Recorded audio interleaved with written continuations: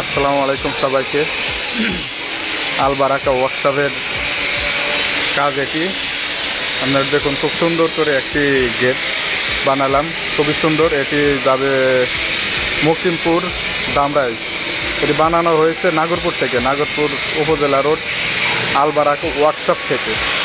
খুব সুন্দর ডিজাইন, আশা করি সবারই ভালো লাগবে।